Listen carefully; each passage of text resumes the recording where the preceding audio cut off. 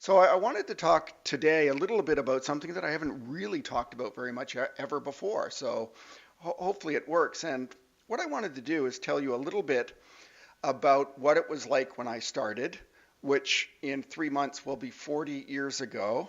Never would have believed that. A little bit about my observations of what things are like now, some of the things that have discouraged me over the years, and some of the things that encourage me, and then a little bit about how we might be able to make this movement a little bit better, a little bit more effective for animals, and hopefully for other sectors as well, like the environment and for people as well.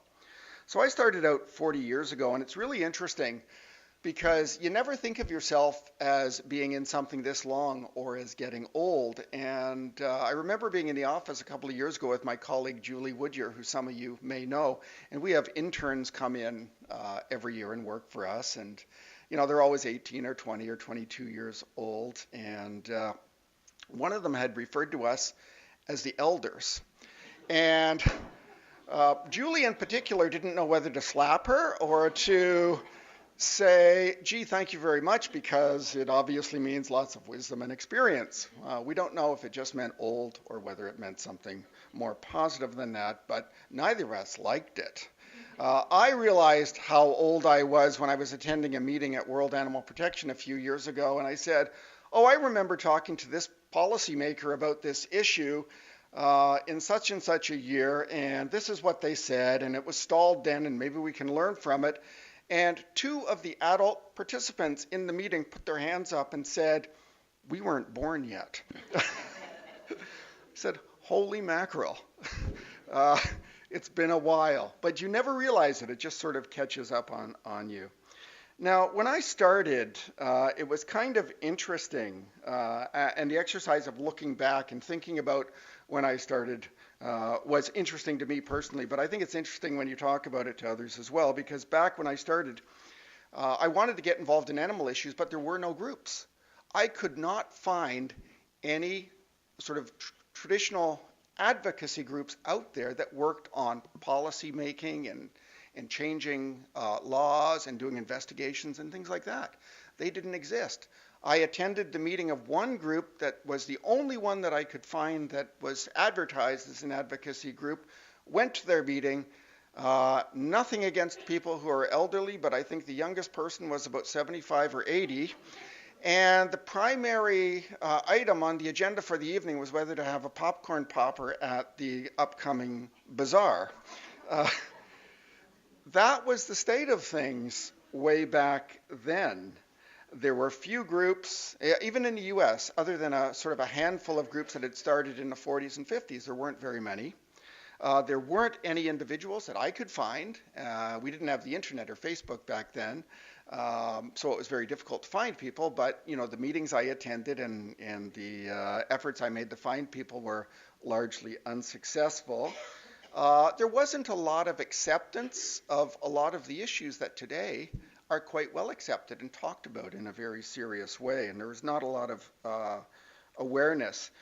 To a large extent, the animal stuff was fringe. People thought it was sort of, hey, some people over there that are crazy cat ladies and a few others are interested in these issues, but nobody else is. They were fringe issues very much.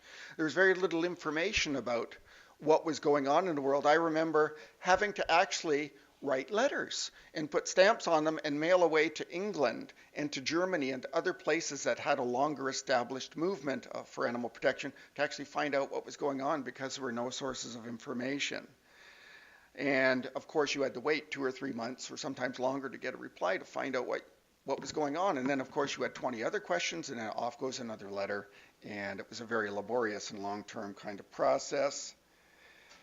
And of course, we didn't have any of the technologies that were available today that make effective advocacy possible. I remember my big technological innovation. This was something I thought was amazing. It was like moving into the era of Star Trek.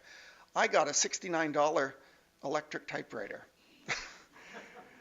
And that was the big technological innovation. And then after that, it was a fax machine. We thought we were in the space age because prior to the fax machine being acquired, we actually drove around Toronto from about midnight till 5 a.m. hand delivering press releases, putting them in mailbox, sliding them under doors, and doing things like that to disseminate the information. So that was the state of things back then. Not very many people, very minimal technology, not a lot of interest or acceptance. But from about 1980 to 1992, and I started doing this work in 1979, from about 1980 to 1992, there was a flurry of activity that most people don't know about. A lot of groups started at that time, or in that time period. Zoocheck started in 1984. The Toronto Humane Society at the time had a vibrant and quite large advocacy department, which some of the people in this room actually worked for. And that department was renowned throughout North America and around the world for being this very progressive and action-oriented entity. When the Toronto Humane disbanded that aspect of their organization, Animal Alliance formed. I think it was in 1992.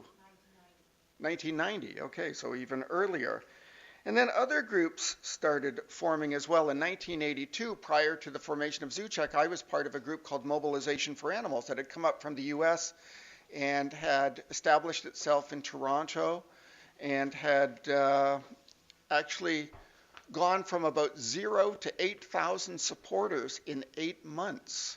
There were quite a number of groups that had started up during that time period, as well as in the U.S. People for the Ethical Treatment of Animals started. The Performing Animal Welfare Society started. There were a number of groups that were sort of in an analogous situation in the U.S. in terms of the growth of the movement.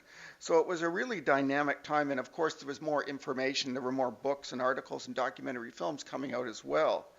I remember back in the 80s with Mobilization for Animals, we were doing events every single week. Our monthly meetings had 200 people attending every single month, and we had about 120 of those people involved in community organizing, broken into groups that worked on logistical matters and outreach and political advocacy and all of that. We had events, some of them that attracted several thousand people. It was a really dynamic time, and there was a lot going on, and it was a very hopeful time. But after about 1992, there were groups like Animal Alliance, like Zoocheck, and a few others, and individuals that sort of slogged on. But then the conversation amongst ourselves became, why are there no new people? Why is this energy and this enthusiasm that we had witnessed previously not taken hold and created this more massive and more vibrant and more effective movement?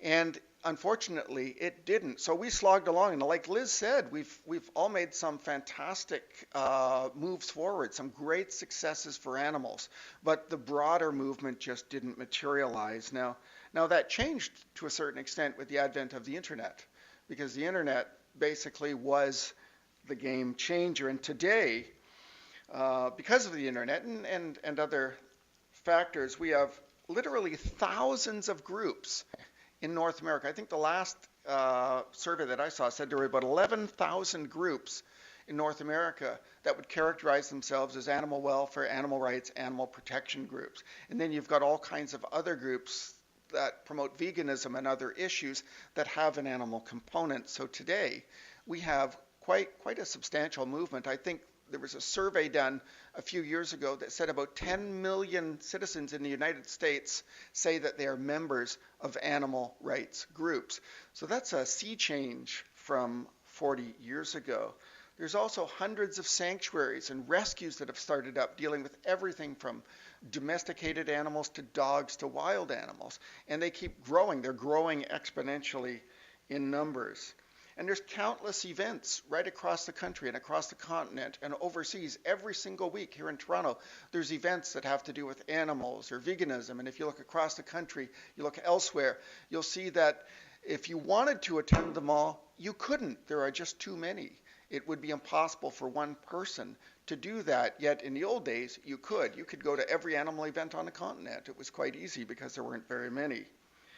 There's more mainstream acceptance and interest and more media interest. 20 years ago, with the media, it was like with being in the political arena. These were fringe issues, but now everywhere in Canada, when we approach media, we don't find them treating these issues as fringe issues. They treat them as deadly serious. And I know Animal Alliance has done the same, and we've done it. We've cultivated media right across the country that want more information, want to get involved in these issues. And for many of them who do opinion columns and other things like that, where they're allowed to voice their own views, they have actually become advocates for animals. So no longer are these issues fringe in the media.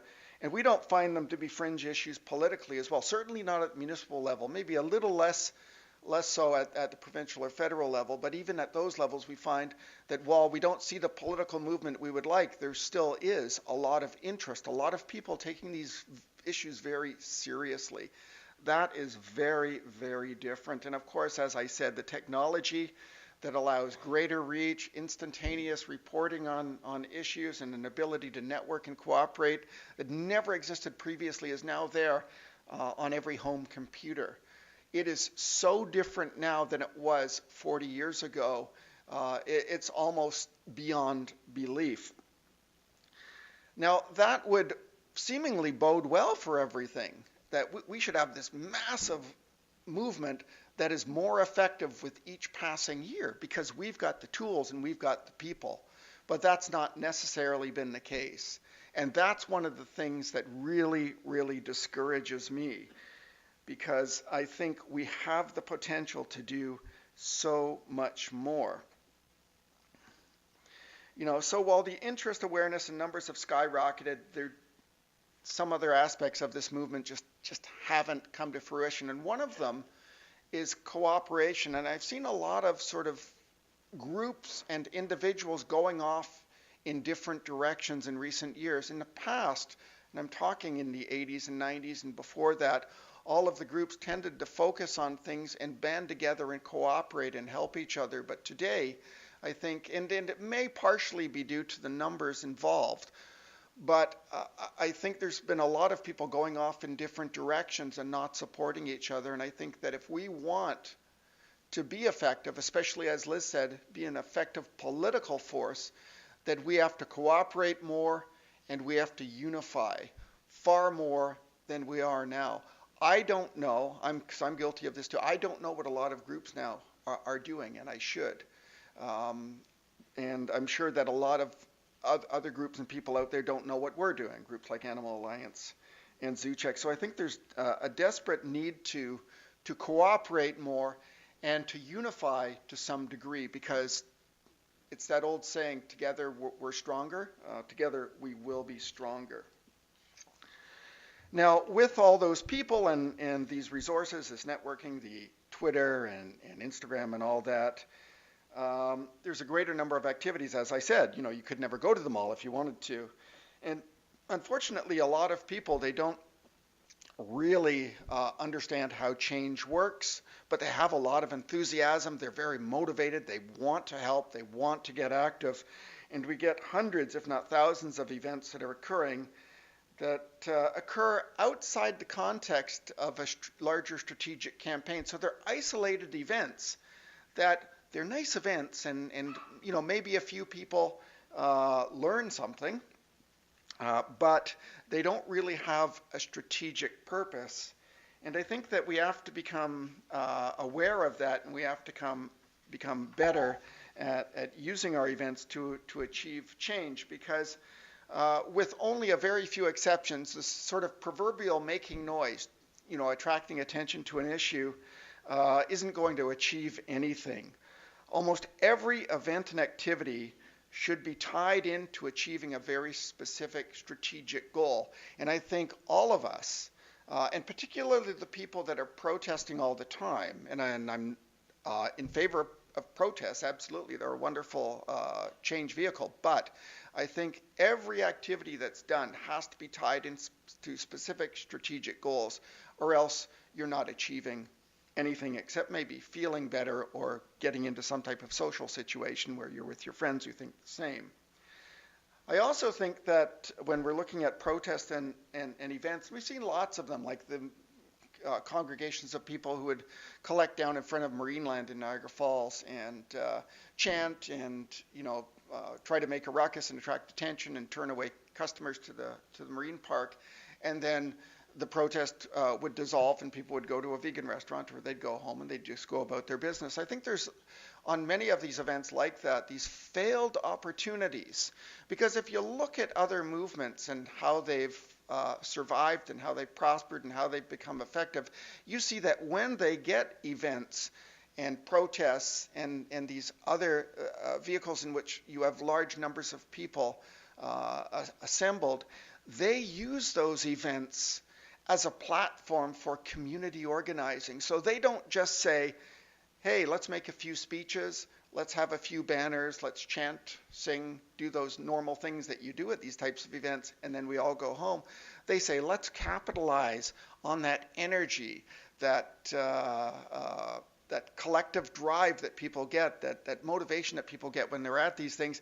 Let's capitalize on it and get all those people right after the event down to a hall or to a hotel room, and let's talk about how do we organize, how do we take all this energy and actually use it to make change happen. And a lot of that will be working on matters that are political in nature.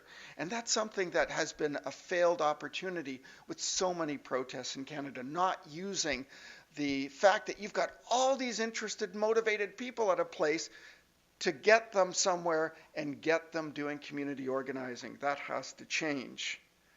And we all have some level of blame in how things are developed, and I include myself in that. I think that my own group, and I'll just speak for Zoocheck alone, I think that over the years we haven't made a strong enough attempt to reach out to other groups that do protests and that, to say, how can we become a more unified force? How can we capitalize on what you're doing, and how can you capitalize or learn from what we're doing? I think we have to do a better job at that. I think we who work largely on political initiatives have to do a better job of letting the other people involved in this movement understand what we're doing. Because I have a lot of people that say, oh, I've heard of Zoocheck, or I've heard of this campaign or that campaign, but I don't really know what you do or how you do it. I think we have to do a better job in letting people out there, because not everybody wants to do what we're doing or can do it, but I think there's probably a proportion of people out there that say, I like doing this and I like doing that, but it's not enough, or maybe my skills are better used over in this other direction.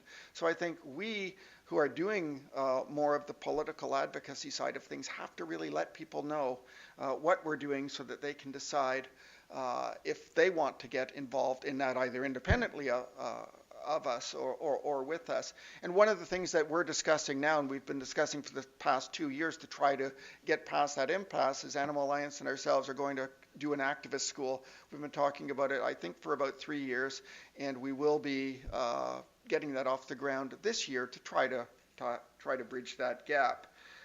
We know how to do some things. We don't have all the answers, but we've both had a lot of success, and we think that what we can relate to people and instruct people on will be helpful to them. So, how do we proceed? I've talked a little bit about a few ideas, but how do we proceed? Well, I'm going to give you a few points that came to me this morning. Number one, we have to take advantage of or create opportunities to cooperate and unify. I don't think many of us have really done that, or at least not in an organized, intelligent way that we should. So we have to take advantage of and create opportunities to cooperate and to unify. Number two, we have to learn from each other and from other effective modern movements as well as historical movements. A lot of the way that people operate today with protesting and all that, they're looking back at the civil rights movement or the anti-slavery movements and things like that, and there are tremendous lessons to be learned. But I think we also have to look at what was learned from the more modern movements, what was learned from the indivisible movement, fighting the Trump agenda, what was learned from the Occupy movement. We have to look at modern movements as well, not just historical movements, because if you base everything on what was learned back in the 19th century, it may not work today. So we have to learn from movements and from other sectors that are involved in movements, environmental, affordable housing, poverty relief, etc. Number three, I've mentioned it already, we have to become more strategic. And that means we have to realize that isolated events rarely, if ever, achieve the kind of change that we want. All events and all activities should be part of larger strategic initiatives. Number four, we have to make sure that every event that we do and every assembly of people has a community organizing component. Critically important. That's what you see in other successful modern movements. Number five, we have to have the courage to admit that when something isn't working, we have to have the courage to admit when something isn't working. A lot of us can't do that. We do a protest and we convince ourselves that, hey, that was effective, when in fact it wasn't. A lot of the things I do, I sit back and I say, was that useful? Should I have done it? Could I have done something better? We have to do more of this self-reflection and self-analysis so that we get better. And we don't just keep doing the same things over and over and over again and expecting them to get a result that will never happen. So we have to look at that and not convince ourselves that something that doesn't work does. Number six, as a movement, we have to reach out and find a way to connect and involve other kinds of groups that we may not have tried to cultivate previously. And I think one of them is religious groups. Now, I'm a diehard atheist, but I think it's critically important that we try to connect with religious groups, organized religious groups. They have the numbers, they have the organizational power, and in many cases they have the political clout. And I know George Monbiot, who polemicist out of England, he writes a column that hundreds of thousands of people read every week. He said that it's crazy that, he was talking about the environmental movement people, that they hadn't joined with the people in the religious side of things. Because, and he used an example in the United States where I think it was the 5 largest environmental organizations in the United States were doing a climate change rally on Capitol Hill in Washington. And they collectively, I think, got 20,000 people out to this event, which had been the biggest event at that time to try to address climate change. And George Monbiot said, well, there are single churches in the United States that get that greater numbers of people every Saturday and every Sunday, and during the week as well. And that's just one church, but there are hundreds and thousands of churches like that that bring these masses and masses of people. And many of them are socially conscious. They are interested in environmental issues. They are interested in animal issues. They are interested, obviously, in poverty relief and disease and all those other things. There are people, large numbers of people in those religious communities that do think like we do, and we have never tapped into them, and we should. And then, of course, as Liz said, and as I said, we have to learn from people in the political arena. If we want to learn how change happens, we have to go to those people or study what they do or become involved in what they do so that we learn experientially. We have to learn from the political arena. And if we don't, we'll only ever get little tiny changes. Sure, they're important for animals, but the big changes that we want just won't happen. Now, I just want to finish off with one sort of random idea that came to me this morning, actually at about 11:25 before I hopped in the car to come over here. And I'm always thinking about how do we get people more involved? How do we get people motivated? How do we get people thinking, in a way where they're not complacent, where they just say, okay, I'm going to get up and do something. And one of the things that we found at Zoocheck, and I'm sure it's the same at Animal Alliance, and it's the same at many other groups, is that, we have some of the know-how, but we don't have the numbers. We don't have the thousands and thousands of people that instantly respond to everything we do. And I was trying to think, well, how could we get some of these people involved in some of these things? And the idea I came up with this morning was what I call peer pressure action groups. I thought, why don't we, as a community, get people to sign up to basically an activist list where everything is public. So everybody on that list, anybody can go to the internet and see who's on that list, and then have a checklist of columns. So it could be an important committee meeting coming up at the City of Toronto. It could be some initiative to help agricultural animals in transport. It could be something, all of them geared toward things that have a particular specific goal in mind. And we ask people on that list, and they can opt in or opt off of the list if they want to. Hopefully they would stay in, to let people know by checking what they've done. Have they written a letter? Have they contacted their politician? Have they attended a committee meeting? And use peer pressure to try to get more people to get involved, because I think there's a lot of people that just need that little nudge to get involved. And I thought that might be a really interesting way to do it. We certainly see peer pressure applied both in industry, in other kinds of activities, but I don't really see it applied too much in this sector. So that was one sort of random idea that I thought I'd share with you. Now, every single time I talk, I like to do the rah, rah, rah, let's get motivated, all this kind of stuff. And I have this list of principles that I wrote about activism. There's 7 principles. I'm only going to tell you about the last one and read a quote. The last one deals with all the work that we do. And actually, I had a conversation with Liz about this just yesterday. I think I'm taping here. I had a conversation with Liz about this very subject, and it's the fact that when you enjoy doing this work, you do it far more vigorously and aggressively, and you never burn out. And the conversation that Liz and I had was all the political work, the machinations of getting change to happen. We both love that stuff. A lot of people don't. But if you can learn to love this work, learn to love the struggles, then you never burn out, and I think you just can get better and better and better as you go. And I, in my 7 principles of activism, it's rule number 7, and it's 3 words: enjoy the fight.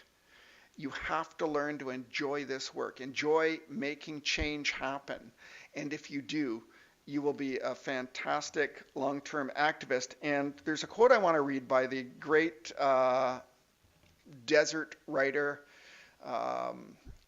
Edward Abbey. He wrote Desert Solitaire, The Monkey Wrench Gang, and a bunch of fantastic books that you could read. And it relates to enjoying the fight. And some of you may have heard me say this before, but I love it. I read it every day. It's on my computer. So I wanted to finish off by just reading it for you. And I hope you take it to heart. And I hope you, if you don't already, learn to enjoy the fight. So here's what Edward Abbey said. Do not burn yourselves out. Be as I am, a reluctant enthusiast, a part-time crusader, a half-hearted fanatic. Save the other half of yourselves and your lives for pleasure and adventure. It is not enough to fight for the land. It is even more important to enjoy it while you can, while it's still here. So get out there and hunt, not that we would, and fish and mess around with your friends. Ramble out yonder and explore the forests, climb the mountains, bag the peaks, run the rivers, breathe deep of that yet sweet and lucid air. Sit quietly for a while and contemplate that precious stillness, that lovely, mysterious, and awesome space. Enjoy yourselves, keep your brain in your head and your head firmly attached to your body, the body active and alive. And I promise you this much. I promise you this one sweet victory over our enemies, over those desk-bound men and women with their hearts in a safe deposit box and their eyes hypnotized by desk calculators. I promise you this, you will outlive the bastards. So never give up. Thanks.